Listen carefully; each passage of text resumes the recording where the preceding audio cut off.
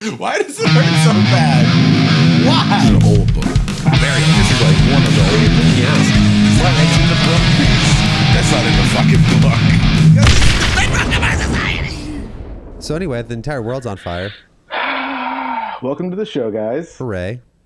We're doing things a little different today. In these unprecedented, uncertain, trying times, please, just, I don't know, man. I'm trying to be honestly, this is just fucking therapy for us at this point. Like, yeah, we're just gonna fucking like. I mean, I'm okay with not having video just because like I don't really like this isn't a production. This is just like I just need somebody to talk to. Yeah, that's what I told Ashley. I was like, hey, we're recording tomorrow, and she was like, oh, cool. I'm like, yeah, we're not doing the Bible though. We're just gonna be two grown men basically attempting not to cry at each other for an hour and a half. Yeah, that's all it's gonna be. It's 100% accurate. And she was like, that sounds like fun. I'm like, yeah, no, it's great. She's like, you guys are usually crying because of the Bible anyway, so it'll all work out. Yeah, no, it's good. There's, to be honest with you, I feel just as much rage and vitriol and frustration in regards to the current world circumstances that I normally feel in regards to the Bible, because I honestly am being just as fucked over by shit that I can't control. Yeah. No, I understand that entirely. Yep. It's just, yep. I agree. I got nothing else to add. It's just like correct. Like in all seriousness, I say a lot of, offensive, fucked up shit when we do the show. Yeah, because we're trying to be funny and stuff. So you say, I'm the Marilyn Manson of biblical podcasting. I'm a shock you. Man, but that's but like I do feel a lot of frustration because a lot of these things are silly nonsense stories that have a direct and not even necessarily negative, but just they have a direct influence on people that never agreed to it. Like I actually found out recently, because I was doing some research, you cannot hold public office in Tennessee if you are an atheist. That is in the Tennessee Constitution.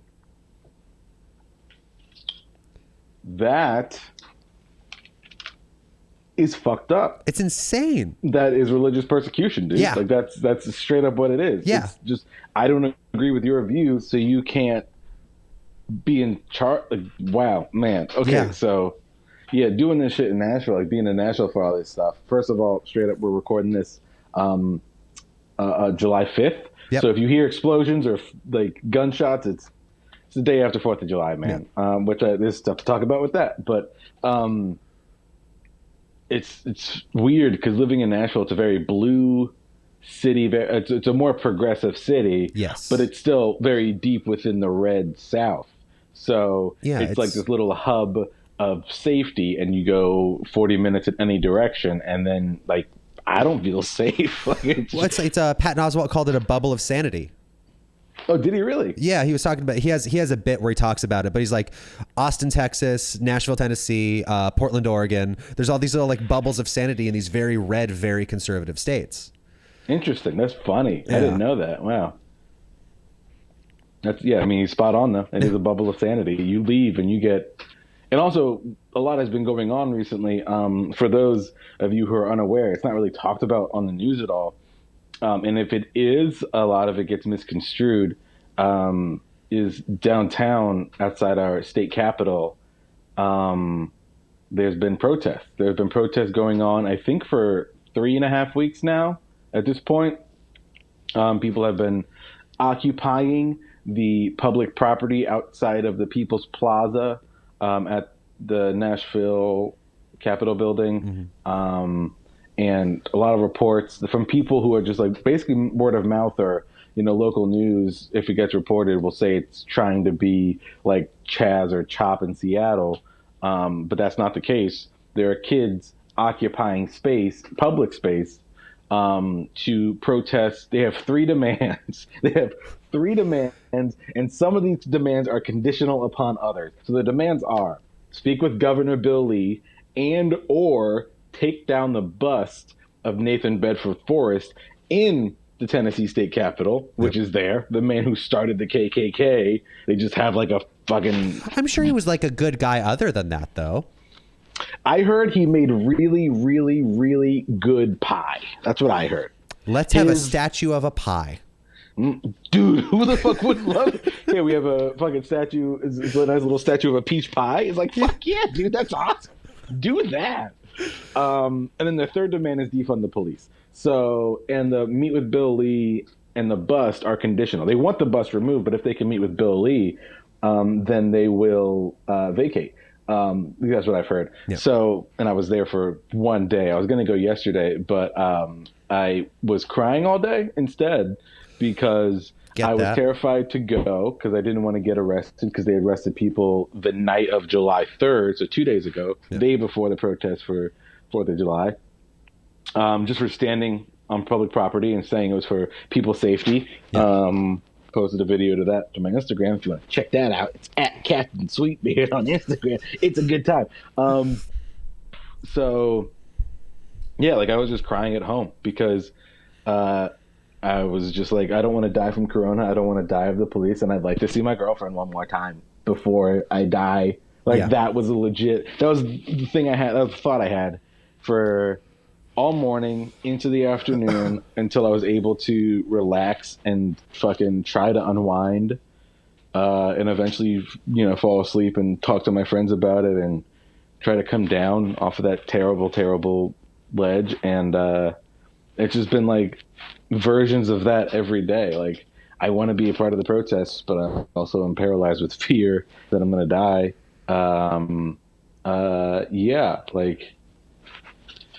I wrote notes so we could have talking points, so it won't be just us rambling. Just rambling, because you just said something that I've been thinking about, like triggered me to think about, or bring up something that I've been thinking about for a while that's very conspiracy theory-ish. Mm-hmm. But I don't have anybody else to talk to about this shit, so I'm just going to throw it at you and we'll see where it goes. Yeah. So COVID happens. Like we're obviously dealing with that. And that is, I would say, far and away for most people that are concerned with world events, like that's the main thing. Yeah. But it has been a non-stop stream of shit that should piss people off. Mm-hmm. That's all coming out, and it's all getting like, I don't know if everybody thinks now is the time to like add your voice to the fray, or if there's like some secret, government shit that's like putting everything out there. But like Trump's fucking pedophilia allegations, fucking a bunch of Epstein shit, fucking the Black Lives Matter protests, George Floyd, all these people are being murdered, all this shit's happening, and like, we're trapped. Yeah. And it just seems like a real fucking convenient time to start putting all this shit out there. So I've been thinking about that too, and I don't think it's necessarily a conspiracy. I think it is coming out now so much. Like all this stuff is really getting put into the spotlight because people are trapped inside. Like the protests for George Floyd wouldn't be as extreme, as intense, as long lasting if it weren't for people feeling restless at home. Because I mean, a huge thing that I want to talk about, I have written down, is talking about being in quarantine, talking about what it feels like, just like that. Everyone feels powerless right now. Everyone's stuck inside. If you're responsible, you're stuck inside. Yeah. If you're irresponsible, you have convinced yourself that the virus isn't as bad as it actually is, and so you're going to Florida beaches, you're going to the pool, you're hanging out with friends, you're going to bars and stuff, you're just living life like it's a normal summer. And still, I mean, even, like that's very irresponsible, and you should not fucking do any of that. But even if you are, even if you convinced yourself, even if you think you convinced yourself that this thing won't affect you or won't affect the ones you love as badly as it's affected other people, if it has affected people that badly, even if you think that's the case, fucking, you're still afraid. In the back of your mind, you're still thinking, what if? I mean, I do that with stuff that is very, very obvious, like very obviously just my brain trying to trick me and to being over anxious or overthinking a situation, like talking to a girl, you're just like, Sure. I'm gonna say hi to this girl and ask her on a date. Like, what if she says no and then cuts my nuts off? Like, that's where your mind's What if at. she takes my phone and calls my mom and tells her I hate her? Right. And that's like that's what your brain goes to, is like worst case scenario immediately. She's probably just gonna ignore you. Yeah, she's gonna be like, no, please, no, thank you, bye, and then that's the end of it. Yeah. So, but so people going out and shit are still afraid. So there's this overwhelming feeling of powerlessness. So people are taking to the streets for egregious crimes that police have committed. People are taking to the streets and speaking up about a president, I would think it was a conspiracy, but none of this shit is new. Nothing is coming out is a surprise. We all knew Trump was a pedophile when he was fucking running. Like, we all knew. That's true. We didn't know, no one knew fucking Epstein's name, but we all knew he was a pedophile. We all saw those pictures with him of like underage girls where he like holding onto him too tightly. We all saw the videos of him on camera, on TV, publicly saying he wants to fuck his daughter. Yeah. But none of this is new. Yeah. Police violence, brutality has been around since the police have been around. Of course. What else are people upset about? The fucking virus? Dude. So yeah, like, talking about being in quarantine and stuff. We're not on video, right? No. Okay, I'm gonna just turn this off then, because I use this for lighting purposes. Cool. Yeah. Anyway, you can cut that out. But being in quarantine, like, I wrote all this stuff down because what I'm feeling, and I don't know how many people are, feeling the same way, but me and Ashley talk all the time about how her and I are taking this pretty seriously. We're surrounded by people possibly we live with, possibly not, people who we come into contact with, trying to just socialize and even being socially distant. Her and I are staying in. So I'm staying in more so than a lot of people I know, especially when I go on the gram and I see motherfuckers going to the beach, going to the pool, hanging out with people who they haven't seen in months, going to fucking parks and shit with people, like hanging out, getting drunk. So I think I'm being the responsible one. In my mind, I'm being the responsible one, according to the CDC and the World Health Organization. I'm listening and I'm being responsible. Right. And it feels like a fucking punishment. It feels like, I don't know, like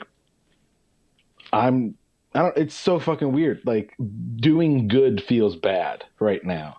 And when we first started this whole thing, there was a sense of unity for like the first month or two, because it really felt like we're all in this together. It sucks that we have to be in quarantine, but we're all doing this and we are all suffering the same thing. So we're going to share banana bread recipes. We're going to share sourdough recipes. We're going to talk about like how we've learned to cook and how we can bake now. Like, I never thought I'd be able to make risotto, but now I can. Like, that stuff is being shared and it was good and it was all positive.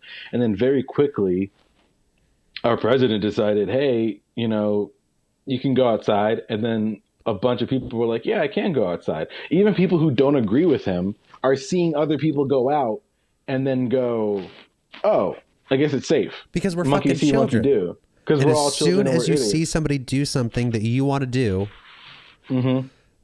because Mom gave him a cookie. How come I can't have a cookie? Yeah, because you're allergic to peanuts, motherfucker, and they're peanut butter cookies. No, but I want it. Here. Thank you. Yeah. Oh, look at me. I'm dead. Fuck you. This hurts a lot. Why did you give me this? I hate you. Because I'm sick of hearing you bitch. That's why. I'm telling Dad. Dad left us. He doesn't love you. No, he didn't. In this case, Dad is Russia, so fuck you. In this case, Dad is paying to have your friends killed, and we just found that out too. Yep. The world is a fucking mess. Oh God. So has the world ever been good? It's been better. Sure. But I started watching this documentary called "I'll Be Gone in the Dark." It's about the Golden State Killer. Okay, yeah.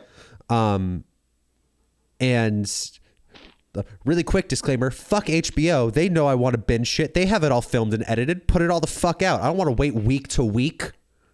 I might die tomorrow. I want to know how this fuck ends. you guys, man. No, but they have Watchmen up for free, so you can.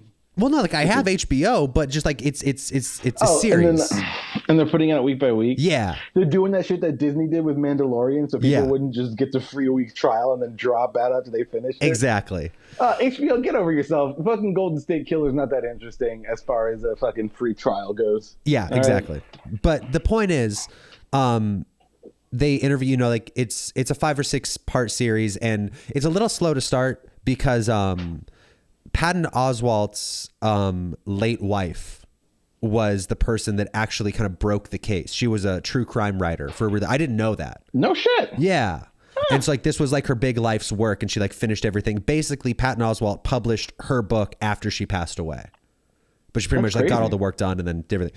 So the first episode is kind of establishing like the work she had done in the past, her relationship to Patton Oswalt and people that had kind of like given her support, and like the things she'd done on her, all the stuff. So like it's just establishing her as a character basically in the story. Mm-hmm. But they show a woman that was attacked by the Golden State Killer because he actually was a serial rapist before he murdered anybody. He raped like 60 women. Yeah, it's gross. But he attacked this woman, and they're interviewing her. And she was saying it all happened in Sacramento. And she was like, yeah, you know, Sacramento used to be a place that was like safe and we didn't lock our doors. And it was like, people always say we never used to lock our doors. Mm-hmm. But is it possible that they were just stupider back then? 100%. Yeah. No, I think stupid is not necessarily the wrong word, but naive I would say, then. Yeah. 100, like absolutely. Because I mean, as a person who loves true crime, look into stuff about. I really don't even love true crime. I just like Last Podcast on the Left. That's really it. That's fair.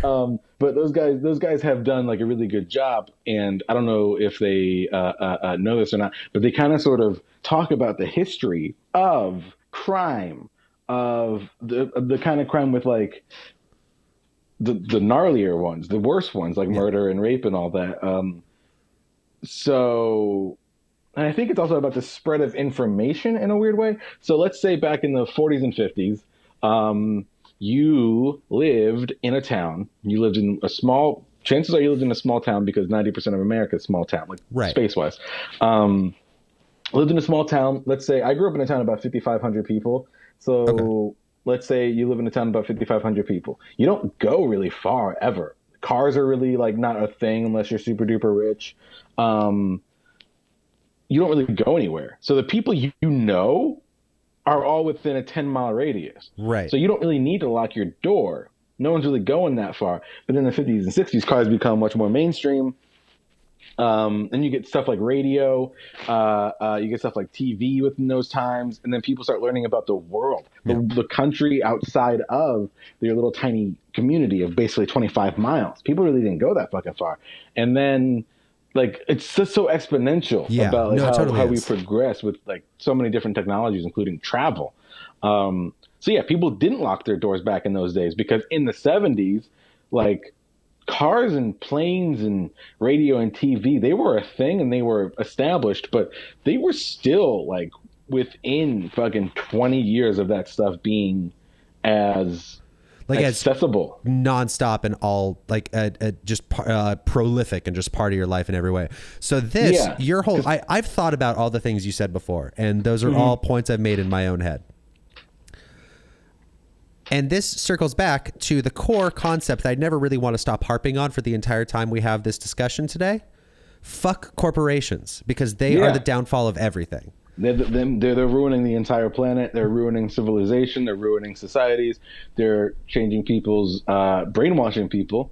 Who knew System of a Down was right the whole fucking time? Who fucking knew? Most of their fans. What? Yeah. I just listen to their music because it's metal and I like metal. Oh, you're a dumb person. No. Listen, BYOB was about beer. It was about bring your own beer. Oh, what was Prison's song about? What? It was. You know how, like, in prison, people think the cups are just jangling against the bars? It was like that, you know? Harmonica. Oh, Like that. I did forget the blues harmonica breakdown that System of a Down is famous for integrating into their metal song, Prison Song. Yeah, I did forget about that. No, but like I No, mean, but you're totally right. corporations are terrible. And just like, you know, there was it was like the Truth in Media Act, or there was a law that said you had to present, there was a non-bias act, you had to present both sides of every story, and all the major broadcasting corporations were required to devote a certain amount of time to news as a public service. They weren't allowed to profit from it. Interesting. In the beginning of like broadcast news, like part of TV existing was, if you're going to be a big fucking news station, you are required to broadcast a certain amount of news that is not a financial benefit for you. And that got overturned in the 80s. And that's when everything went to shit. And that's when like Fox News was just like, what if we gave everybody such a big fear boner that they all died? Wow. Also, up top, I just want to say, Yeah. Fox News is a part of the mainstream media. Just let's, because they always talk about how terrible the mainstream media is. Fox News is a part of that. They're one of the biggest parts of it. Yeah, they're huge. They're terrible. So even against their own logic, they're the worst. Anyway, but yeah, so, you know, still being in quarantine feels very strange because, you know, of how powerless we all feel and all this stuff. Like, I don't know. I think it's so weird that like a lot of us, most of us, are experiencing heavy and long episodes of depression. And some of us for the first time, not you and me though. Yeah, no, that's not new. That's for just us. life. That's just kind of my thing. This is just, yeah. None of this is new. This is all very familiar territory. It's more extreme than it usually is. Without a doubt. I have to actually work way harder to get myself out of the canyons of depression. But, you know, depressive thoughts and stuff, it's way more work now. But, I mean, I'm trying to, you know, be productive and do things like creative outlets that usually I don't have, like fucking stand-up comedy. Dude, I could go on. I could make this whole episode about the comedy community. I brought that up the other day too, because I was like, you know, it's a little bit extreme to say this, but at the same time, it's not insane. What if I never get to play another show? Right. Yeah. No, I've been having that thought too, man. And like, not only like at this point in my life, it's not a source of income, so it doesn't really cripple me financially, but that was like really kind of my most emotionally satisfying experience. Agreed. Yeah. Yeah. Same here. Exactly the same. So like what replaces that? That's a part of the depression, baby. That's what I'm saying. That's the fucking icing on top of that depressed cake. That is it. I've been feeling that too. Like my buddy Sarah, who's another stand-up, we talked last night for like 2 hours, and part of what we were talking about was that. It was just, you know, I mean, open mics are still going on in Nashville. I don't know if you knew that, but that has been. I mean, they stopped for about 3 months and they picked back up around early June. So they've been going on around a month now. Yeah. And I went to the second one because I just missed my friends so much, and saw a lot of people there, and I did not feel good about being there at all. It was outside. But you know what's really interesting? Being outside doesn't change everybody deep throating the same microphone. Yeah, no one cleaned the mic. No one was Lysoling the mic. There was hand sanitizer, but it was inside. So I hung out for a minute, did my time, got a burger, and fucking left. Like, I did not stay that long. I said hi to everyone, but everyone was super huggy, and people were just like, I think 2 people were wearing masks when they got there, and then immediately took them off just because no one else was wearing masks. So yeah, I hung out for about an hour and a half just saying hi to people, and then I got the fuck out because I felt terrible. Yeah. And there are mics still going on. There's still writers' rounds going on. There's Facebook groups I'm a part of where people are like, hey, does anybody know about any more writers' rounds coming back? I'm really ready to get back out there. We all are, okay? We all want to You're get not the fuck back special. out there. I miss doing shows. I don't miss open mics nearly as much, but goddamn, I just miss doing shows. I know. And like, I don't give a fuck about getting paid, dude, but like doing shows where people come to laugh and then you make them laugh and then you hang out with comics afterwards and you do dumb shit until 5 in the fucking morning. Like, that's what I miss. That's what I miss more than anything. And it's possible that'll never happen again. Or I'll die before I get to. Like, these are all real possibilities, man. And that's the thing is, like, I sometimes feel like I'm gaslighting myself, where I'm just like, oh, I'm being dramatic. Oh, I'm over exaggerating. But that's not the case, dude. 500,000 people worldwide have died. 500,000 fucking people. This is real. I saw people online being like, oh, man, the false positives, they're spiking the cases up through the roof. You know, they're saying more people got it than actually got it. It's like, okay, motherfucker, cool. 120,000 people in this country have died alone. Okay, we are the lead killers with the coronavirus worldwide. USA number one. Number one, USA. Been number one for like 3 fucking months now. And so you think the 500,000 people dying is a joke? Because man, there was a joke that I forget what late time show host was talking about this, but like there was at the time it was like a 2% mortality rate, like back in April or March. Yeah. With the COVID, and one of the guys on late night TV, one of those fuckers, so burpy, was like, yeah, that's the exact plot of The Leftovers on HBO. Yeah. Is 2% of the planet just disappears. Yeah. And we're getting closer and closer to that. It's fucking freaking me out. It's just going to be a much slower disappearance. Yeah, and we're all going to know exactly where they went and for what reason. And we don't get to see Carrie Coons naked, which is a real bummer. It's like we don't get to see her naked in season 3, okay? She might fucking die. We don't get to see Justin Trudeau, I think his name. Thoreau? Justin Thoreau. Yeah. Who is... I don't think Trudeau is a name. I don't think so either, but I get confused with him and the Canadian Prime Minister because they have a very similar name. It's Justin Trudeau and Justin Thoreau. Ah, there you go. Yeah, okay, yeah. That makes sense to me. I just combined them. But we don't get to see Justin Thoreau be a hottie for 3 seasons with his shirt off and be a very abusive police officer and get away with a lot of shit he shouldn't have gotten away with, which he's the only cop I'm okay with fucking doing. He was working through a lot at home. He was trying to quit smoking. He was trying to quit smoking. So, you know what I mean? Like, I'll be honest, I quit smoking, and my first thought was I need to abuse everybody who has less money than me. Fucking everyone around me. That was my first thought. Anyone who ever questions anything I do, I'm going to beat the shit out of them. I punched a baby. And kill some dogs. Yeah. That's what I'm going to do. Yeah. Got to go out with this crazy man in the middle of the night and shoot dogs. That show's so fucking good. So good. So good. But if you haven't watched that 10-year-old series, go watch that. Hey, it's 7 years old, okay? Is it? You know, so I was watching that TV show, and you know what's so weird is how this is not related to what we're talking about, but I'm just gonna pepper in some fun positivity. Yeah. Just because we need that. It's so weird because I watched Leftovers as it was coming out, like I was invested, and I think like. It came out like every week, and then you had to wait a year for new episodes to come out every week. It was like normal TV. Yeah, and now it's just you can watch all 3 seasons of The Leftovers fucking in a week's time. Oh yeah, it's not a long series. It's not. But the same thing with Avatar. Like fucking Avatar: The Last Airbender was a period of my life. It was like 3-4 years of my life. Oh yeah. Because the first season, I remember like it was so weird watching it too. Like the first season came out. And it took a long time to come out with the second season and the third season. The third season, also, I think Avatar: The Last Airbender has the best wrap-up of any TV show of all time. I've actually never seen a single episode of that show.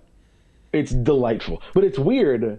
It's one of the best shows. It's so fucking good. I love it so much. But it's so weird watching it now. Like, I introduced Ashley to it, and we watched the whole thing in a fucking, like, a week or 2. Yeah. And it was like, no, you don't understand. I felt like I was on this journey with them. I saw Katara go from a shitty waterbender to be one of the most prolific creative waterbenders of the fucking time. And it's like, I remember when she couldn't make a fucking like water whip, and now she has like the octopus arms, and she's making rain stop, and she's blood bending, and like, dude, it's so weird because I watched the first season like reruns, so you'd watch it over and over and over again. Yeah. And the second season came out, I was like, oh dude, this is fucking tight. And the third season comes out, and you watch it, and like the last 4 episodes was a big night. They basically shot it like, or showed it as a movie. So it was like over the course of like 2 days. Oh, that's so it'd cool. be like Friday, the first like Sozin's Comets Part 1 and 2, and then Saturday night, Sozin's Comets Part 3 and 4. Like it was a fucking event. My dad like bought a projector, and we watched it on the back porch with his sheet. That's cool. Like he was even like, yeah, this show's fucking tight. Let's make this happen. So like, it's so weird just to put it on Netflix and just go through it. It really feels like the diet version, but it's the same exact show, and it's all in order, and you're not missing an episode, which was a thing you did sometimes. You would just watch TV, and then you'd be like, wait, where the fuck did Appa go? Like, he's just not there anymore. I missed like 2 episodes? Fuck. Gotta wait for them to be reruns. That was always the worst whenever when you were a little kid, you were into a show that like aired every week, and your parents were like, we're going on a road trip, and you were like, no, I'm gonna fucking miss my show. VCR doesn't work. You could tell it to record on Fridays at 7 p.m. It's recording Mondays at 2. It doesn't matter what you do. So I guess I just don't know what's fucking happening. Yeah, you accidentally like tape some women's college volleyball, and you're like, this isn't my show. And now I'm into volleyball too. I don't need more television fucking connections. I don't need more things to watch. Do you remember when everybody in the world thought that TiVo was like the greatest invention? They were like, it's never going to get better than this, guys. I remember a VCR that works. Dude, I remember going to a friend's house, and they'd be like, dude, they would like show off. Oh my God, oh my God, people used to do this shit. You go to your friend's house, they'd be like, hey, I have to go to the bathroom. Boop, boop. And you'd be like, dude, you have TiVo? What? You'd be like, yeah. And they never changed that the UI audio for fucking 15 years? No, because it was like whipping your dick out on the table. So yeah, okay. We're back. Hooray. That was a long break for us and a short break for listeners. Probably not a break at all for you. Probably just like a weird, you're probably confused. We had a whole half hour trying to stuff out. Nothing has changed for you except for maybe the sound quality. So yeah, I would say that's accurate. I think that's the only thing that's changed. So I would welcome back the listeners, but we're back. So yeah. In that time, welcome us. I got a Strange Beast hard kombucha from the fridge. It is very tasty at 7% alcohol, so I'm pretty stoked on that. Getting fucked up again. We're doing it. We're doing it. No, well, I mean, I'm just having a drink because, like the first. So let's just dive right back into it. The first 3 months of this fucking quarantine, I was getting lit the fuck up 5 nights a week. I mean, we were buying a bottle of tequila every 2 days. Right. And then we were like, well, we should probably get some beers so we're not just doing shots all the time. And it just I gained 10, I ate cleaner than I've ever eaten in my life because we're pretty careful about how we cook. Mm-hmm. But I gained 10 pounds of just fluff from the amount of liquor that we were consuming. Oh boy. So, Jesus. Yeah, it was bad. I put on pants and I was like, I'm 32. The last time I put on pants, I was like, shit, these don't button. I was 20. It's been a long time since I've had clothes that didn't fucking fit. And I was, look at me. I'm skinny. I don't have to worry every time I put on my own. I'm not a fat boy. Jasper's a fat boy. He's a fat boy. Dude, I used to be fat. I just am not anymore. That's. I still need to see pictures of you fat. I forgot we talked about that. And you're like, there are no pictures. They don't exist. Yeah, I've said a million times, why would I save those? For other people to look at and go, man, you were fat. I don't want record of that. There are fat pictures of me. DM me. You'll see fat baby me. That'll be fun. I'll actually, while we're talking right now, I'll see if I know where there's a few, so I'll see if I can find something that'll be. I have I just wasn't a big picture person like back in the day. So like I just didn't like do a lot of that shit, honestly. I'm still not a big picture person. That's why I'm happy that like Ashley has walked into my life. She takes pictures of everything all the time. It was kind of funny. Go on, sorry. Just do not. No, I just don't. I don't ever think to do that. Like I'll do something cool, and then a week later, be like, man, I wish I had like recording of that. Yeah, it's weird. Like my mom was really picture obsessive when I was little. And so that kind of tanked it because like she was also very controlling about my appearance. So you will never see pictures of this, but I used to have a permed mullet. Oh, that sounds so good. Oh, that sounds so terrible and good. Yeah, it was fucking horrific. And you know, like everything about my appearance was what she thought was best. So like I had a fucking permed mullet and she would fucking pose me for all these pictures. I wasn't allowed to touch my hair when she did my hair because like I had to look a certain way. And it was one of those things where like it became such an annoyance to have to fucking have my picture taken constantly that it got to the point where I was just like, you know what? I'm never taking pictures again. Fuck yourself.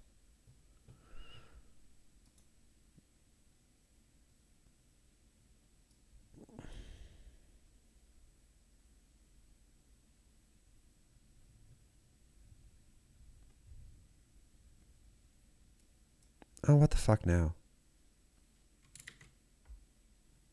Fuck. Can you hear me? Yeah, I can hear you. We lost it for a second. We're good. Damn it. Dude. Okay, cool. I love talking to you about all this stuff, but I think we should probably get back to the sad stuff. I agree. Let's talk about the sad stuff. All right. So, yep. So we had the technical difficulty. Now we're back. Thanks for hanging in there with us. Let's just dive right into the sad shit again. Yeah. So, what do you? I got a couple topics here. You were talking earlier about. You mentioned how you can't be in any sort of like Tennessee government stuff if you're an atheist. Oh yeah, that fucking blew my mind because like, I don't, you know, I mean, I don't think it's really a shock that, you know, I am personally an atheist. Like, I don't think we'd be doing this show if I wasn't, but the idea that you need to believe in a higher power to govern people is so baffling and offensive to me. And I hate using the term offensive because it's stupid. Who gives a shit if you're offended? But god damn, man, that's just like corporations and religion are tied to the core of this country in a way that is really devastatingly upsetting. Yeah, no, it's. I mean, it is also. I mean, offensive is a fair term to use. I think it often construed because people use offensive like I'm offended as like. That means I'm right. Not always. It doesn't always mean you're right. You could be offended because someone called you an asshole. That doesn't mean they're wrong. You could easily be an asshole. But it is offensive because it is also discriminatory. It is maybe not as discriminatory as other things that are happening right now, but it still discriminates people for being different. And that is also against the Constitution or whatever the fuck thing that says separation of church and state, because you're not separating. Right. Well, and it's also such a nonsense thing that like, I mean, from the perspective of protecting your own belief system, regardless of whether or not it's legitimate, I understand it because a devoutly religious person would not want to be governed by somebody who they perceive to be, you know, less aware or understanding of their own needs. Like you want people representing you that share your values, but Jesus Christ. But that's also it's a two-way street. Yeah. You as an atheist don't want exclusively Christian to govern the way that the world works. Exactly. Because that's just not how, because fuck, the world doesn't work the way that Christianity works. So I wanted to talk about Christianity in particular, like America's brand of it. Yeah. Because I don't think we talk about this often enough on the show. I think it should go without saying, but a lot of times people can hear a man saying that God is a cunt and then be upset about it, and that's kind of fair. But we don't condemn Christianity as an idea, as a philosophy, as a religion. I think that's not the reason we do this show, where we typically talk about the Bible. Like, we're not here to condemn Christianity. We are here to critically discuss Christianity. We are here to observe and then asking questions of anything, no matter what the thing, should never be considered blasphemy. If something's sacred to you, that doesn't mean that it's sacred to everybody. Like, for me, example, I've talked about how the idea of comedy is sacred to me. Yes. And one time I went on a date with a person, and we were at her home, and she was like, "Hey, let's watch a movie." And I said, "Okay, let's put on Airplane." And she said, "Oh, I've never seen it." I said, "Okay, well, that's great, because it's one of the funniest movies of all time."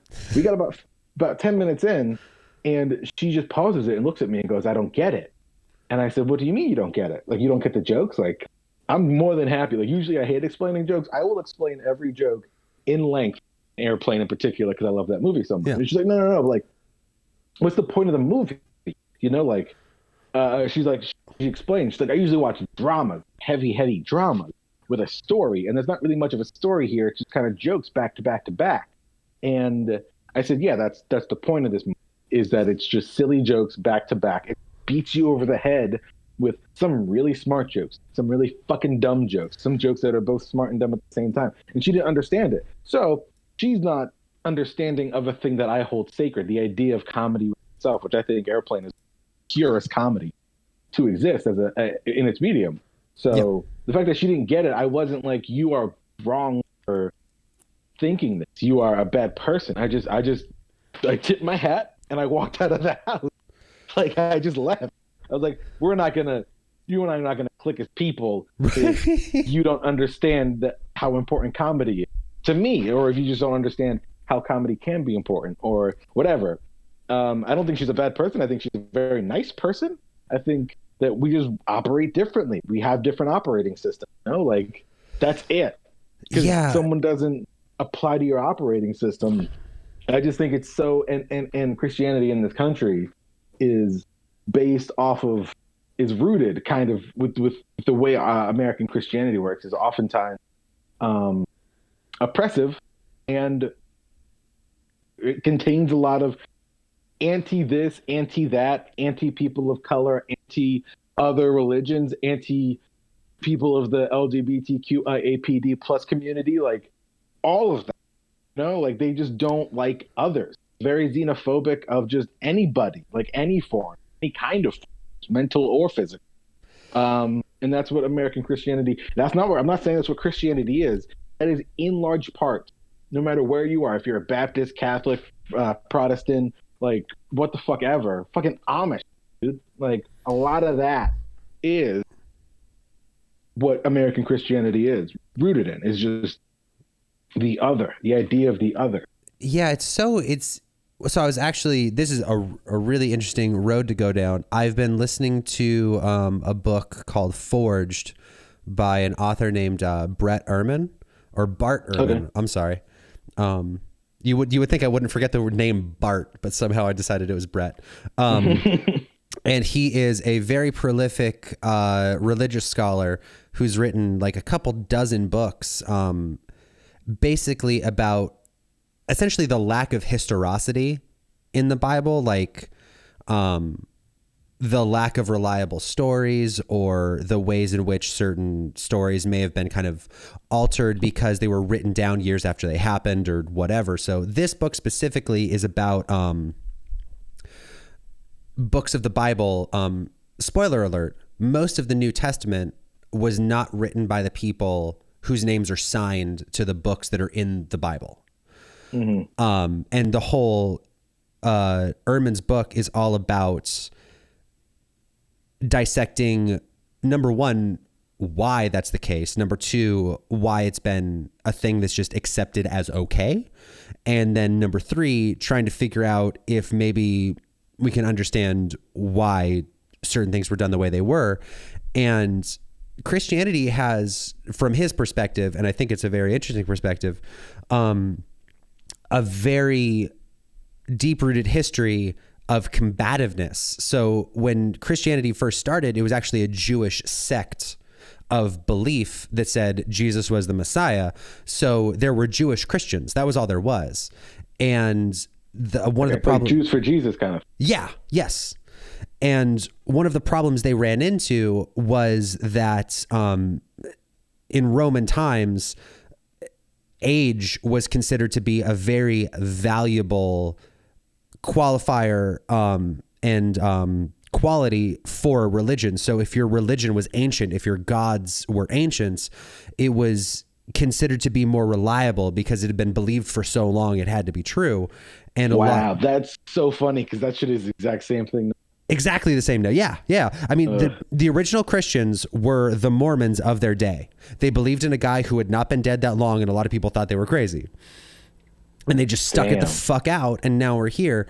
But what's interesting is how aggressively they were attacked. There were rumors about them being incestuous and sharing spouses and eating infants to gain power. Like, there were a lot of crazy rumors about early Christians, like in the Roman era. And it's almost as if it started as such a combative religion of defending itself so virulently against such crazy attacks that they've just never let that go. Like, the mentality was just, we started fighting and we're going out fighting. That's so interesting. It's baffling to listen to these stories, like, and just like all this research this guy has done, because it changes your perspective on the modern religion. Like, it makes more sense. As much as it doesn't make sense, it makes more sense. Yeah. I mean, it makes so much sense. I mean, because it just, a lot of that is parallel to what it's like to be alive today, which is, I think, we talked about this a bunch, probably, just like how humans have always been. It's that human instinct, that human mentality is the exact same as it was fucking 2,000 years ago. And that's so funny but also just like fucking terrifying. We haven't really changed that 2,000 years. Like, that doesn't feel great. Yeah, I honestly don't know if it'll ever change. Like, I think that might just be a human thing. That might just be something we deal with forever. Like, and I mean, even South Park has made jokes about that. Like the fucking episode where Cartman goes to the fucking future. Yeah. And there's still fucking religious wars. It's just that there's two different atheist organizations. They can't agree what to call themselves. Yep, that's the fucking truth, man. It's I don't know. It's terrifying. And it sucks just being in this world right now with the way that we've handled things. It's terrifying. Really, really terrifying. My older brother, since right before Trump got into office, he's been changing a lot as a person. Not really changing, but just, I don't recognize him nearly as much as I used to. Like, the world is changing people, or they're staying the same, which I don't know which is worse. I don't know. My brother used to be, I don't know if we should leave this in or not, but like, he used to be very anti-gun, and now he has a fucking AR-15. I mean, I got to be honest with you, man. He has two guns. He has a pistol and an AR-15. I get it. Terrified of what the world's going to be after this upcoming November. He's officially a doomsday prepper. He's got cans in the basement. He cleaned the whole basement out and made it like as of right now, it's not a full doomsday shelter, but who knows what's going to be in a couple months. So that's fucking crazy to me. Like, I mean, I get it, but it's like, I don't.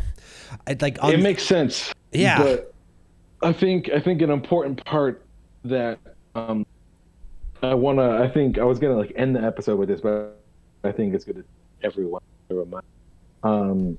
The world is not going to end. Human beings are not going to end, even if the worst case scenario happens, whichever you believe that it to be. We are gonna be okay. Gonna be all right. We've survived very similar things in relatively recent history.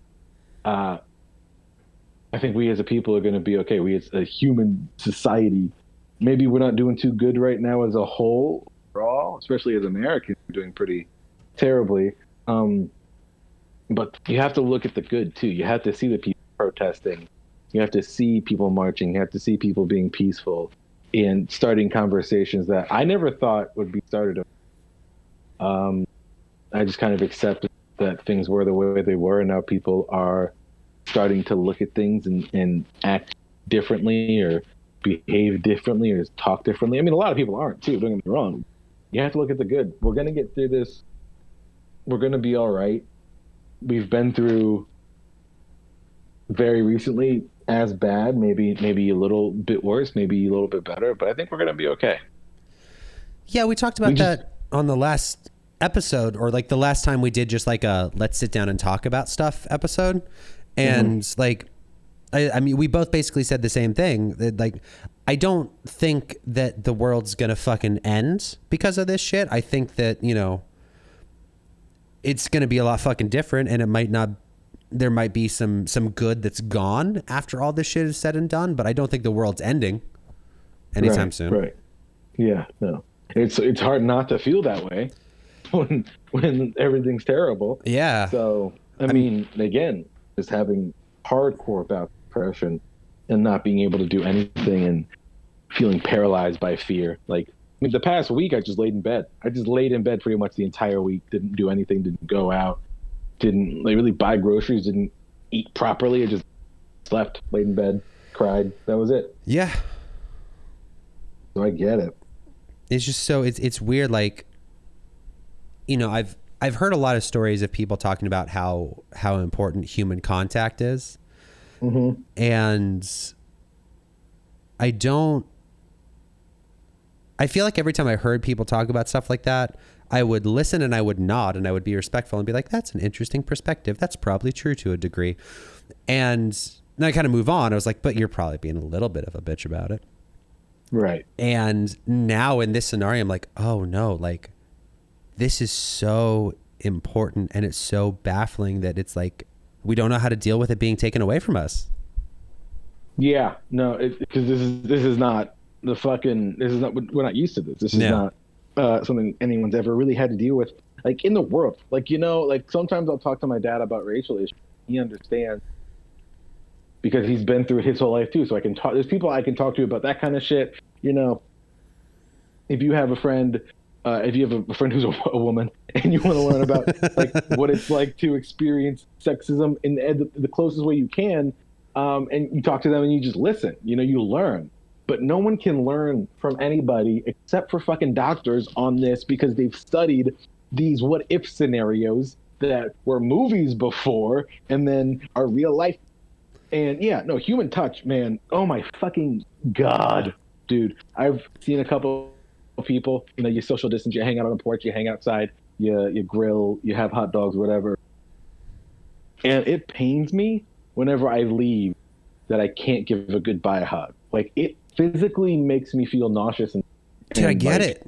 Sad. Like, it hurts to see people you love and hang out with them and then be like, okay, I'm going to go home. And you just can't, like, there's nothing. Yeah.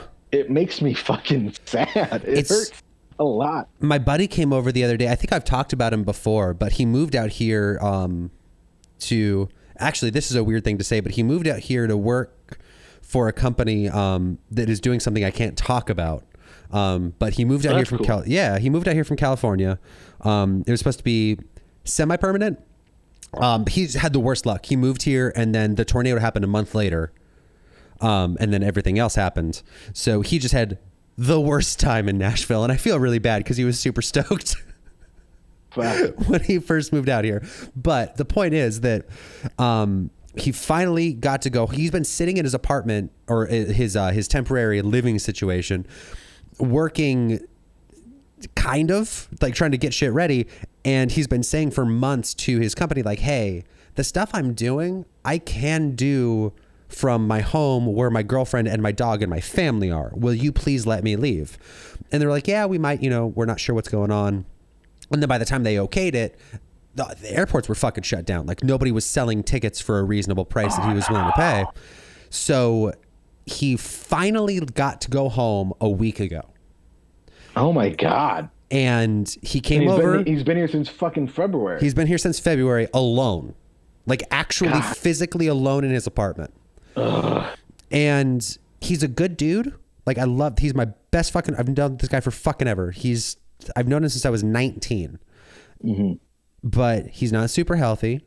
He and I used to both smoke like fucking chimneys. Like, I mean, 2 packs a day. And then he switched to a Juul and he's still on that thing like fucking hard. And he's pretty chubby. So he's scared of this fucking virus for understandable reasons. And he's one of those guys that like you see him wear a mask when he drives. Like he's fucking not fucking around. Yeah. Yeah. And he came over to the apartment the day before he flew out to drop off some stuff that he had bought that he was never going to use. Like he'd bought like spices and paper towels because like he lived here and then he never got to use any of it. So he gave it to me because he was like, hey man, I'm leaving. Like I'm gonna throw this out if I don't, whatever. And he stood on the other side of the apartment and talked for like 3 hours. Like he didn't want to leave, but we were all uncomfortable, like being super close because it was like confined space because the apartment's tiny. And then he walked out the door and then we stood on the porch and talked for like another hour because you could just feel the sensation of like, I want a human to look at me and acknowledge my existence. But at the same time, we were like violently uncomfortable that it was. Dude. And it's weird too, experiencing that as a man and who grew up with people saying very homophobic slurs at you. I mean, for anything, I mean, all the fucking time. Like it was weird how fucking 15 years ago was a different time. But I mean, you couldn't express even any sort of affection towards another male friend when you were a teenager without being called something terrible. Yeah. And like, so it's also that on top of that, you just want to hug a man because you love them and they're a good person and you guys fucking have a great time whenever you're together. And then it's like you can't because you want to be safe, and you just feel that again. You feel all that shit all over again. Yeah. When you like were at the fucking urinal when you were 13 and someone calls you because they thought you looked over at their dick or something. Yeah. So they're like, like, oh no, man, I'm just an awkward 13-year-old who doesn't know what to do with his body in general, especially with other people my age. I've been taught my own dick is evil. I'm just trying not to look at it. I'm sorry that yours is close by. And it's dude, and then you just feel all that shit again. You're like, what the fuck? What the fuck? It's such a terrible feeling. I just want to hug my friend. I'm about to actually cry. I know. It's awful.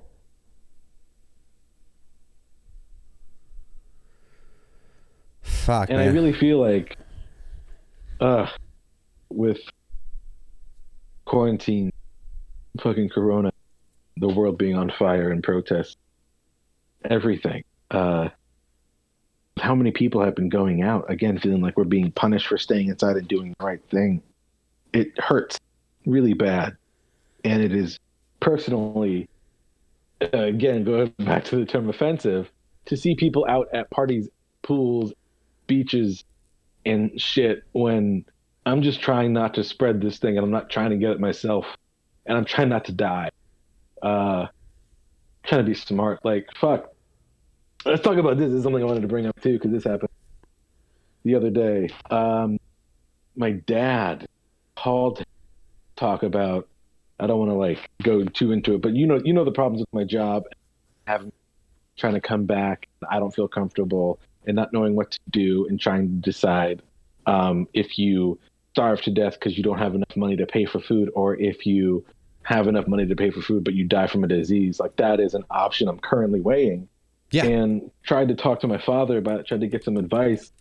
And I called him and he was at a fucking casino. Like, he was at a casino. He was at a fucking casino in Florida. Okay. My dad lives in Florida. He went to a fucking casino. And he was fine. Like, he was just like, oh, well, everyone's wearing, there's, hand sanitizer every fucking 10 feet, so it's safe. And I have never felt more like a parent to my father in my entire life. I have never felt like such a hard ass role reverse. I wanted to fly him up to Nashville, sit down with him in a room with no windows, talk to him about the importance of safety. I wanted to he's not like the old people, the people who we put in charge, and the people who raised us are not being responsible. They're not. Listen, I've said this a million times, and I won't stop saying it until this applies to me. There's an age at which you don't get to vote anymore because you don't have to deal with the consequences that you're creating for the people that are coming after you. And I think this is the first shit that's like really pointing that out for people. Yeah, and like if that existed and the age was like, let's say 70 or 65, I think 65. No longer vote. Yeah, I think that age should now be fucking 50. I think the second you turn 50, you no longer get to decide what happens in the country. It's baffling. Because the thing is, like, there was a comedian that had a little like video about like dealing with history and how it's fucked up, and one of the comments that he made was like, it's a good thing that we look back and think that all historical people were monsters, because that means that we're growing and we're getting better. The only way we can know society's improving is if our grandchildren look at us and think we're fucking racist assholes for the shit that we thought was okay. Mm-hmm. And that's the fucking cutoff, man. You fucking hit 50. Yeah. You can be, we're not going to execute you. You are more than welcome to continue to be a part of this society, but you do not get to contribute your opinion anymore because you are old and you don't get it. Yeah. Yeah. You're outdated. And the beauty of that is that the worst thing that happens is you're a progressive 50-year-old and you just go, oh no, I agree with all this. That's fine. Yeah. Like that's the worst thing that happens. Yep. I don't think you should have to register to vote. I think you should just, the second you turn 18, you can vote. You don't need a fucking, you just, as long as you have a fucking birth certificate or an American passport with the birth certificate to fucking get one, you should be able to fucking vote. Well, I think you should be required to vote. I don't think it should be a fucking option. Number one, we should have 1-to-1 voting, and the Electoral College should get burned the fuck down. Yeah, dude, we've talked about that. I don't know. We talked about it on the show a bunch. Yeah, for sure. But no Electoral College. You should be required to vote. You should be punished for not voting, and you should there should not be a registration. Just you're 18, you vote. Period. 1-to-1 voting. Super easy too. Yeah, they should make it super easy. They should. But the problem is, they don't want people of a lower income and a lower, in quotes, class to be contributing to the fucking country. So they make it as difficult as possible for the people that they don't want to be a part of the process. No, not at all. No, because I mean, that's why there's so much voter suppression and the whole like 3 felonies thing, or if you're a felon, you can't vote. Because they don't want black people voting. They don't want poor people voting. They don't want women voting.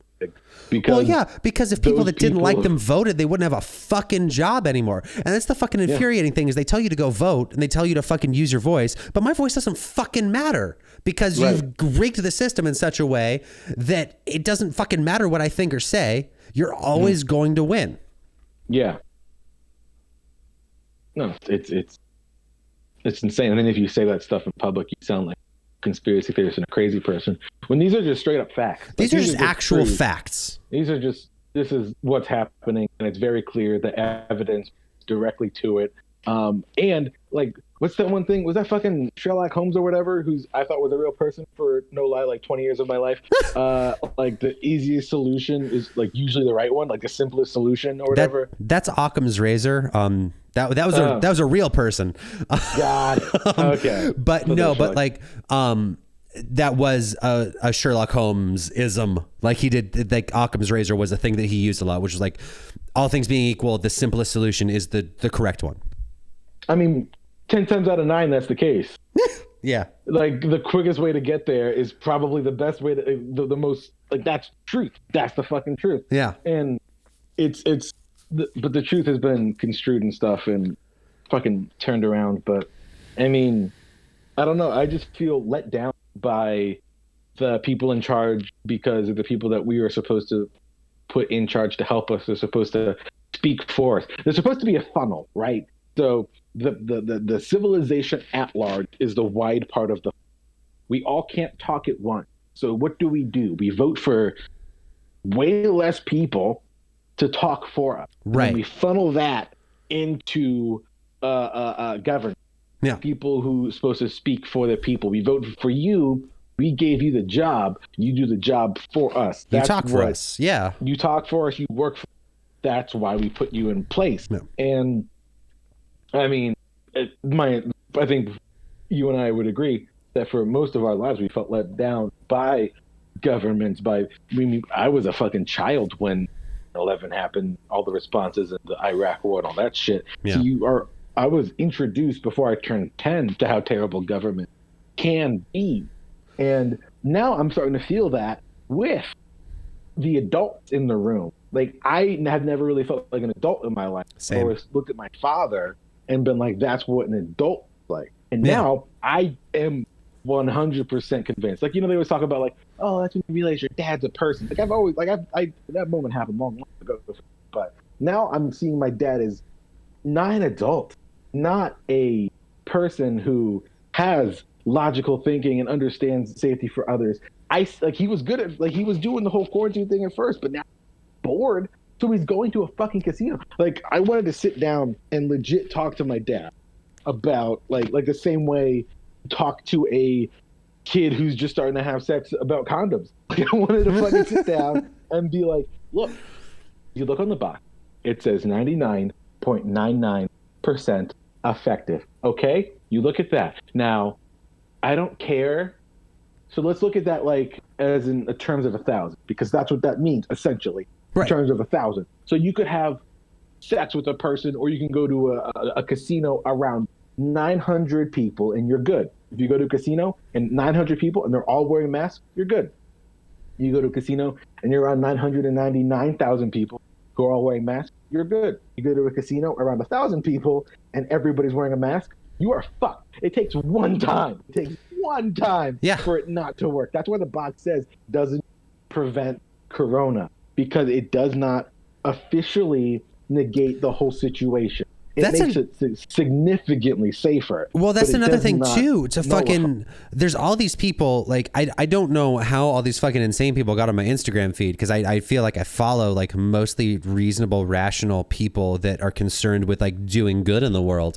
But a few fucking psychos have slipped in, and all these fucking assholes are fucking talking about how, well, the fucking a paper mask doesn't stop a virus. The fucking shit is too big. The cell walls are thin. First of all, first and fucking foremost, in my health class at my Christian high school, fuck Oaks Christian High School, it was a shit cunt for shit cunts. The health teacher looked students in the eye and said, it doesn't matter if you wear a condom, you will still get AIDS because the AIDS virus is smaller than the cell walls of the condom. Yep. So just hearing that again and later in life has triggered me in a way that I can't even explain. But I don't understand why people can't hear, like, we all know that it's not stopping the virus. It's stopping the spit mist that comes out of your fucking face every time you want to talk about how white privilege isn't real or whatever. Yeah, I think the terminology is super important, and people usually get bogged down in the details. Want to be right, yes, because they are so, especially now. Like, this has always been the case since forever, especially with having social media and stuff. But I've had a theory for a while of, like, social media turns your thought to the closest thing we can have to tangible ideas, like almost tangible ideas. They're virtual, but you can see them and other people can see them. So it's different, and you can spread them very quickly. But so you feel more protective of this item, even though it's not a physical item. But so like the people get bogged down in the verbiage because they want the details wrong. But so if you say, hey, I wear a mask so I don't spread the disease, and then people go, oh, it doesn't prevent that. And they go, it helps to prevent it more so than not. But you have to use, in order to try to explain it to people, you have to use so many words. And then they get bogged down. Like, if you say one word wrong in a sentence, even they'll by just accident, hang on it. They'll fucking. That's what they do. That's what they do every time. Like, I mean, they did it with they do. It just happens. It's constant, and you have to fight with people. Like, when I posted a couple of videos about the protest downtown here in Nashville to get the fucking bust of Nathan Bedford Forrest out, and this dude who's fucking he's the worst. He's hard. He's a hard person to be around. Just he has so much potential to be a good person, and he just straight up ignores all of it. It's the worst. And he commented something. I thought this was like supposed to be like tabs or top. Like, aren't they just like taking over, property and defiling it? And I had to like explain to him in the the lowest fucking simplest words, like playground. I had to talk to him like he's a kindergartner, and he did something wrong on the playground. You cannot hurt Billy because you wouldn't like it if Billy hurt you, would you? So imagine when you're hurting Billy, that Billy could also hurt you back. And like I had to do that shit where it's like, no, this is not the fucking case. This is not happening. It's not fucking Chop. It's a simple, peaceful protest to get a racist statue out of a fucking state capital in the United States. The guy who started the KKK. Yeah, but like, what if people like it? What if people like it? What if they think it's cool? Then they're stupid and dumb and fucking need to grow the fuck up and learn more about the world and realize that they're stupid. Okay, I'm sorry, but you're stupid. You can be stupid. You have the right to an opinion, but you can also have the right to be fucking. So the fact that you don't realize how stupid you are shows how stupid you are, and you don't even know how stupid you are. You stupid person. God, so many people are so stupid. It's baffling. It blows my mind. And all the people in there, I'm learning so much about people who I thought were cool, and just like, I'm going to the fucking park. I don't know, the park's fine for the most part, especially if you're safe from where I'm at. But like, I'm going to a bar. Oh my God, dude, it's just fucking bananas. The same night that protesters were getting arrested for stating public property. Yeah. There was a live feed of Broadway, and the bars were packed. You want to know the secret to that? I'll break this down for you. Secrets to what? So why certain people were flaunting the fucking bullshit that they had to deal with, or that they didn't have to deal with, is when you spend money, the government tends to leave you the fuck alone.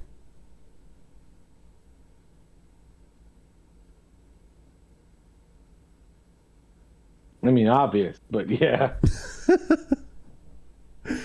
Oh, you'd like us to change things? Jail. You want to give us money? Welcome in.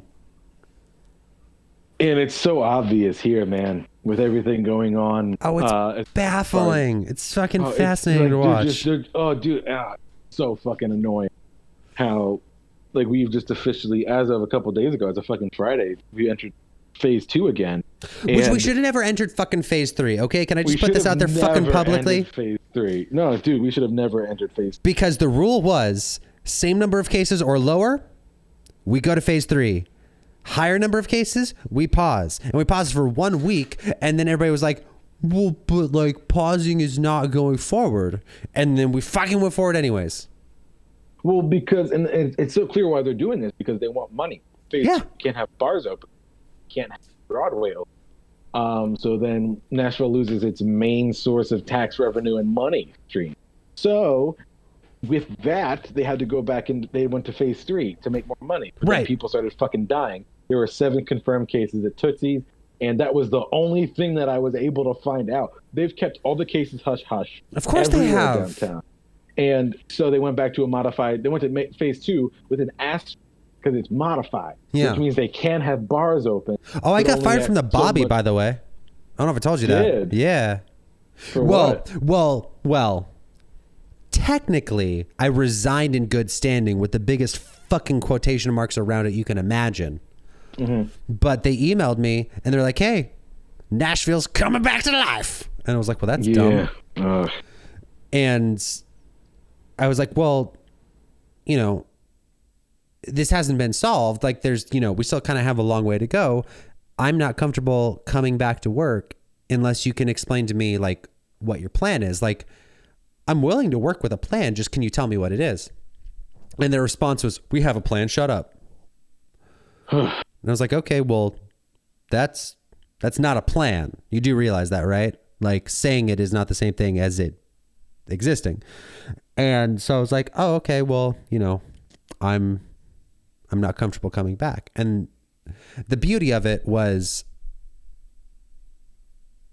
they waited a week from my first contact. And I was like, well, what's your plan? They waited a week to respond to me. And then they said, you have 24 hours to decide if you want to come back or not. And I said, no, thank you. And they responded 6 hours later with, see you later, fucker. Wow. It's, for starters, it is incredibly tone deaf. Also, it was 2 days before we went back to phase 2. Fuck. How dare you say coming back to life when people are dying? I know. How dare you? People are dying. People have died. People are continuing to die. And people who get better still have lasting health effects. Yeah. Still have real fucking problems that we are not talking about enough because we don't understand what's going on with the disease. We still don't fully understand it because it's not a year old. It was discovered in December of 2019. Jesus like Christ. I probably still have Christmas presents that I haven't unwrapped. Okay, like I have shit in my fridge that's older than that. Are you fucking serious? Are you fucking serious? How dare you? We don't know what this thing is yet fully. We don't. We have no idea. Cancer's been around forever. We still don't know what how we the fuck still to deal don't with fucking that shit. get that shit. Yeah. So, and the fact that people are acting like this, that's the thing. So a lot of people are hearing coronavirus, and since they've isolated and shit, they like, oh, well, it's just a flu. Like, that's coming back around. People aren't really saying it. But the idea of it's quote unquote just flu has been continuing because people are going out and they're like, oh, well, I'll just get it and get herd immunity. No one knows what the fuck herd immunity is. You're not a doctor. You don't understand it. You're talking out your fucking ass, okay? You don't know what the fuck it is. You don't. Stop Well, no, saying I herd immunity. get it. Like, if the herd's immune, then I'm good. Yeah, in theory, motherfucker. We don't know what this is, and you don't know how herd immunity works. You want to get everybody... I've heard so many people say, oh, well, how about we all just get coronavirus and then we'll all be immune to it. That's not how it fucking works, okay? How about we all get cancer then we get immune to it? All right? Listen, I've had the flu before, but it comes around every goddamn year. Yeah. Okay? Don't know how these things work. We don't. We just don't understand it. And this one's brand new, okay? Yeah. And it's got a combination of different things. Like it's technically also SARS while being a different version of Corona within itself. Like SARS-CoV-19 this is a new thing. It's a new fucking thing, okay? Let's not act like we understand it because a doctor who studied it is still learning. A fucking epidemiologist, people who have studied pandemics for a living, still don't understand this, okay? Yeah, but they're just part of the mainstream media, so like they're just trying to fucking make money and they don't fucking... They're trying to save lives. They're doctors. If you can't trust people who took an oath, who the fuck can you trust, okay? I mean, me personally, I'm going with the guy who eats ass and doesn't believe in gay frogs. That was an Alex Jones joke. It was kind of obtuse. It was a little... no, I think it's... If you know who Alex Jones is, you know about the gay frogs. I don't... It's so... Everything just... People are dying. And I get that it sucks that you feel powerless, but you can do something, and that something is nothing. Like, it sucks. It sucks. No one likes this. That's almost the thing that makes it the hardest to deal with is like, there's this stereotype that men want to fix things, like guys need like a solution, but that's just a human thing. Like people want to fix shit. Yeah. And you want to feel like you're contributing to a solution, like you're doing something about it. And this is one of the few times that doing absolutely nothing might actually be the best option. Yeah. And because it doesn't feel like you're doing anything, people are starting to grow resentment towards it. I know. And I get that feeling, but you also have to... I think so. I don't know if I've ever, but I really feel like I probably have because I've been drunk on the show before, so I probably talked about it. But I have this idea that space is the final frontier, that the mind is the final frontier. Because I mean, so many people who study the brain surgeons, brain doctors, and psychologists, psychiatrists try to study this one organ, and we have, I think, hardly scratched the surface. And trying to I mean, even anthropologists try to study human behavior, and they're just studying psychology on the macro. So, Right. trying to understand the way that this one thing that operates a body operates 7 billion bodies, how it works, is baffling. So, all these people are trying to figure out for themselves how their own brain. It's like, I'm not a mechanic. Car broke down. I would take it to a mechanic. And I would know if there's a check engine light. You don't have a check engine light for your brain. And if you don't trust the brain mechanic you take your brain to when you think the check engine light's on, like there's so many ifs and like hypotheticals in that situation. There's no like when this happens, that means this is wrong. It's different for every different kind of person. So we don't know how the brain works. People trying to just be like figure out for themselves and thinking best. If you don't, okay, you have to humble yourself. Like you got to take some time and really learn about yourself. Like that's what I've been trying to do. Like I've learned so much about myself. I know a lot of friends who have taken time. Like this has been a weird shortcut as well. Like people, you can grow. This is so much time to grow and learn about yourself and learn what's best for you and the quickest ways to get there. And a lot of people aren't doing that. They're just going, I want to go have a beer with my friend because I'm confronted with my own thoughts, inner demons, and I can't sleep because it's just me all the time. And I'm surrounded by myself and I've never had to do this before. And I don't know how to respond to it. And you gotta.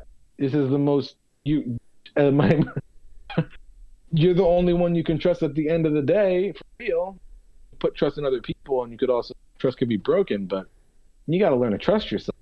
You got to take some time for yourselves and grow and be patient with yourself and be as understanding with yourself as humanly possible and love yourself. And this is a great time for it. And a lot of people have looked at that as an option, thrown it in the garbage so they can go to fucking Florida and go to the beach and enjoy the sun. Like, I would love to be out. It's summer, dude. I would love to be out. This last winter was brutal, and I could not wait to get out when it was warm. And I can't. And that's the smart thing to do. And you can take some real time and learn about yourself. And a lot of people aren't doing that. And it is heartbreaking because they're also killing people while they do it. Yeah. I wish I had more to like that what you just said pretty much sums up all of my thoughts. Yeah, that could have been the whole episode. That fucking 3-minute tirade. But we got some good jokes in there. I said I was the Marilyn Manson of religious podcasting. I think that was worth the last 2 hours we spent. If you have any room for tattoos, you should put that somewhere on your body. Oh, my whole back's free and shit. Oh, yeah. Fuck yeah. Get that in there. Get that in there. Fucking hell, man. How you feeling? You feel like you got it out, at least for now? Yeah, for now. I mean, never really, but I feel less angry than I did 2 hours ago. Also, 2 hours ago, you were struggling significantly with technical difficulties. So, actually, for the first time in a while, I wasn't really too mad about that, honestly. It's to be expected. Yeah. Yeah, no, but I'm glad we did this. This feels good to get it out like this. I hope it helped other people. Yeah. If this helped you, I think we need to be more open with each other. I think we need to be less guarded, and more vulnerable. So share this with someone, like with anybody, like not just for us, but for you guys. Like if you really feel like this helps, send it to someone that you think would benefit from just understanding you are not alone. It feels so lonely. I am so lonely, but we aren't alone. We are all feeling thing, and you really have to try your best to reach out to people in any way you can. And if sending a podcast is part of that, then do it. If that's the limitation of you being open and vulnerable with someone, that's fine. But do it. Yeah, man, I got that. Like, I'm excited to send this to people who I want to talk to, who I don't feel as comfortable talking to, who I want to make sure are okay. Like, nothing's more important than, since we can't have physical human contact without endangering ourselves and others, try to reach out. It really helps. Yeah. Making yourself available to other people and showing that you're a human fucking being that might have,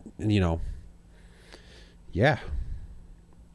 I think you nailed it. I've got nothing else to add at this point, honestly. I think that was a pretty good fucking bookend on the whole thing. Thanks, man. I feel pretty good about it too.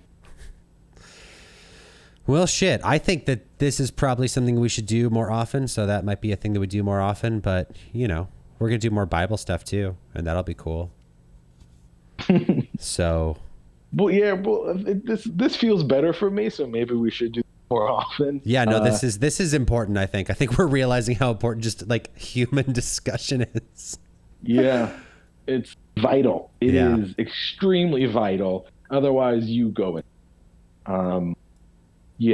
Man, just reach out to people. I think this is a great time to learn how to love people. I'm trying to reframe how I love people, just friends and family. Like I talked about with my dad, now seeing him in a different light, hoping, but that's not permanent. Just because this is what my dad's doing does not mean this is the kind of person he is, and he can learn and grow and apologize, Of course. So learning how to do that with friends, family, coworkers, strangers in the street, fucking everyday Karens. You got to learn no one's completely evil except for the people in power. It's just the people that control everything that's going on that are pure evil. Everybody else. Those are the only ones. It's just a handful of people. It's the worst possible handful of all time. Well, hopefully they don't blow us up by next week and we'll do this again. Fingers crossed. Oh, shit.